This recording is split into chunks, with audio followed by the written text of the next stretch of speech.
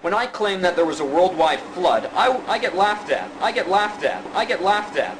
But this planet is covered 3/4 in water. If the planet flooded, like the Bible says, the Grand Canyon could have been formed in about 5 minutes. This is a geographical map of the United States. This is the Grand Canyon. The Grand Canyon is about 300 miles long.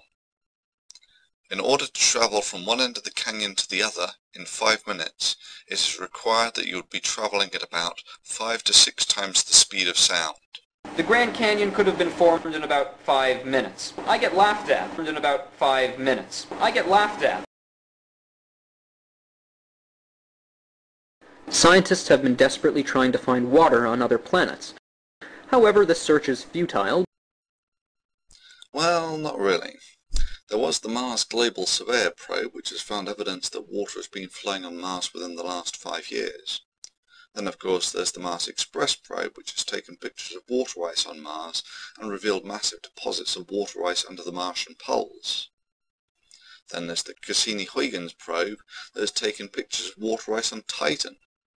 3 of the 4 large Jovian moons are composed mostly of water. It is likely that Europa has oceans under the frozen surface created by tidal heating from Jupiter, similarly with Ganymede and Callisto.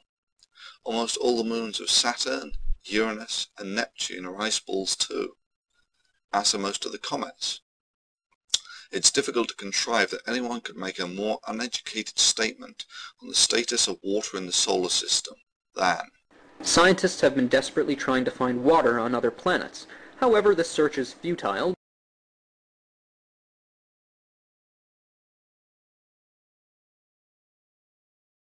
Yet this planet, this amazing planet, just so happens to have, 100% of the water in the whole solar system.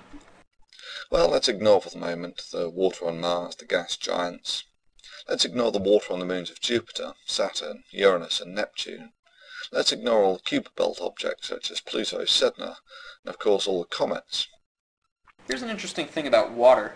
Where did it all come from? We can't find like a speck of H2O in outer space.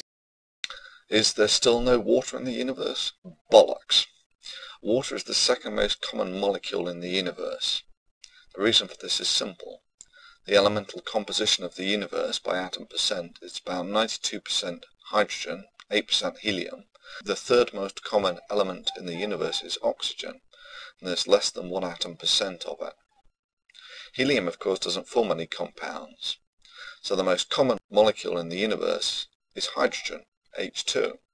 The second most common molecule in the universe is H2O, water. I get laughed at. There is a small zone around every star called the habitable zone, where liquid water is possible. Our Earth happens to be in a perfectly spherical orbit around our star. Perfectly spherical orbit around our star.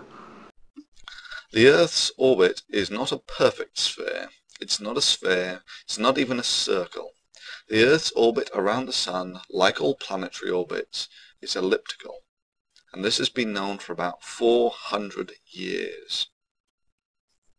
I get laughed at.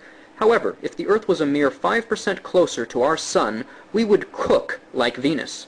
Now, if our Earth was a few percent away from our Sun... By a few percent, you fail to mention that this is 37%.